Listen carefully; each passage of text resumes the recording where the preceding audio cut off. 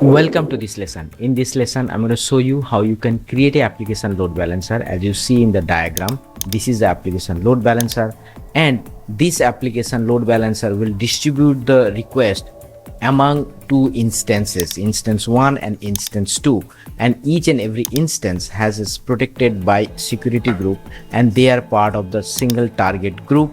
And ALB, application load balancer, will send the request to this target group, and target group has two EC2 instance. That's all I'm going to create for you and show you hands-on live. All right, so here I am on the console. First thing, we're going to create two EC2 instance. Okay, launch EC2 instance and application server, that's the name I'm gonna give it, and Amazon Linux T3 micro key pair key Mumbai. I'm in Mumbai region.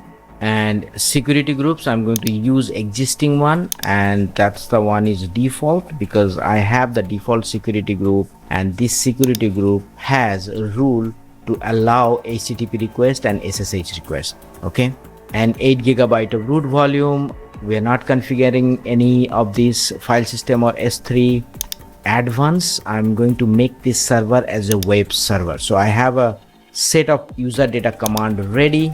I'm going to copy this and paste it here. Okay, so this does very simple stuff. It update the package, it install the HTTPD, which is Apache web server, and then it enables that HTTPD so that it can start when it restart that instant. And then it has a systemctl start HTTPD. It starts the application itself, I mean the Apache web server itself. And then this is the statement actually create that index.html file with hostname and IP, so that when request hits, we know which server it is hitting. And at the end, it's gonna restart because it updated this index.html file. Okay, so I'm going to remove this space, and I think we're good. And this is going to be two EC2 instance. Okay, so two EC2 instance we need, remember from the diagram, two EC2 instance, that's what we're doing. And launch EC2 instance. While it is being launched, we're going to go ahead and create the load balancer. Here it is, load balancer, and there is no load balancer right now. Create load balancer. When you hit load balancer, it will give you the three load balancer option. One is application load balancer, which works with HTTP and HTTPS request. That's what we are going to create now, because our users will hit from internet as a HTTP request. Okay, and next one is a network load balancer. This is the ultra fast load balancer if you want to create. Then third type is gateway load balancer. This is basically used for third-party appliances for security compliance reason, right? So most popular is application load balancer, then mostly used network load balancer, but very rarely used gateway load balancer. Gateway load balancer mainly large enterprise companies they use for their compliance and security. Okay, and there is an older version of load balancer. The classic load balancer is there. We are not doing right now. That is probably it is going to be decommissioned very soon. You won't be able to create, but now application load balancer we are going to create.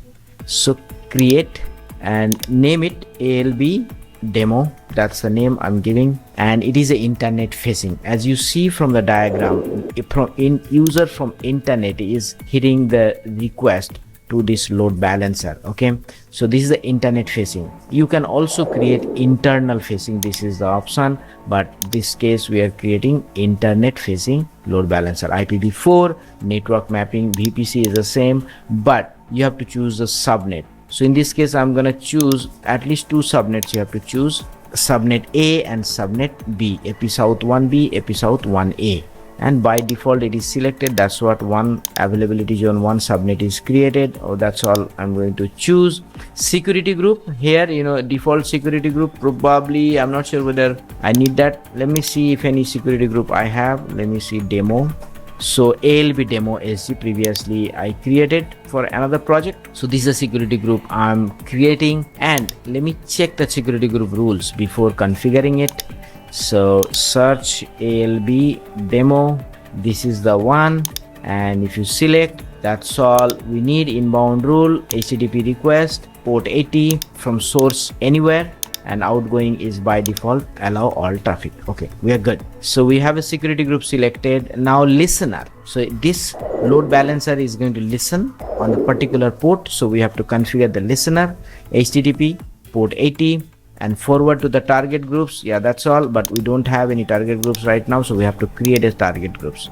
If I go to the EC2 console, there is a load balancing page, and here target groups, and looks like there was no target groups. So create target groups. This is going to have instances for the target group, and target group name is ALB demo TG. Okay, target group, protocol HTTP, port 80, IPv4, VPC, HTTP1 protocol. That's all fine. Health check / absolutely fine. We are not utilizing the optimizer. And attributes, tags, let me give it a tag, name ALB demo TG. Okay, next. So when we create a target group, as you see in the diagram, so the target group should have the EC2 instance, because the instance type target group we are creating, we are selecting all the 2 EC2 instance we created and hit include pending below. Okay, so it is part of the target group now, and hit next and verify all the things you configured and create target group. So we have a target group now. Let me go back to the load balancer page and refresh it, and see, there you go, ALB demo TG came up. So target group we have, and I think we're good for all of these, right?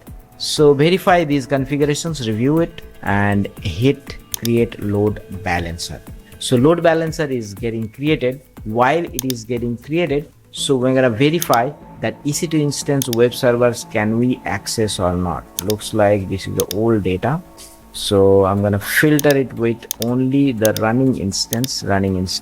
These are the 2 instances we have.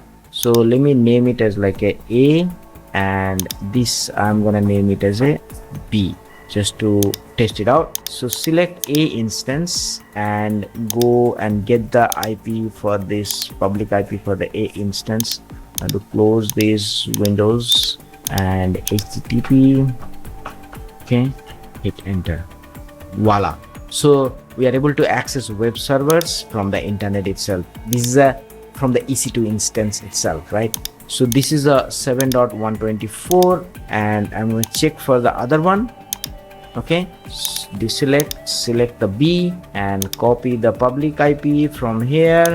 This is a 1.55 HTTP 1.155. hit enter, and this server also working. 8.149 IP end with, and 7.124. so 2 servers are working fine. Now we are going to verify the same thing using load balancer. Let me go to the load balancer first and see what's going on here. Load balancer, select this load balancer and go to detail. So in this detail you will see that DNS name here basically, and I'm going to request now from the internet. I'm accessing that load balancer and accessing the application via load balancer. That's the right way to say. Hit enter. No, it's not working. Okay, hopefully this is still being created. Okay, let me see. Oh, there you go. So it's still being created. It's not yet ready. So let me pause this video, and once it is ready, I'm gonna verify the same. Pause it. Okay, load balancer is ready. As you see, state active, type application, internet facing, this VPC, 2 availability zones, security groups, everything is done. Now I'm going to refresh that page. Okay, refresh it. There you go. So this first time request hits this server 7.124. If I refresh 8.149, refresh again 7.124. As you see that request I'm doing from the internet, it's going to the ALB and it's hitting one of the EC2 instance. So that's all I wanted to show you. I hope you understand how you can create application load balancer and target group and include those EC2 instance in the target group, and you can set up all things end to end for your application. Thank you so much. I will see you in the next piece.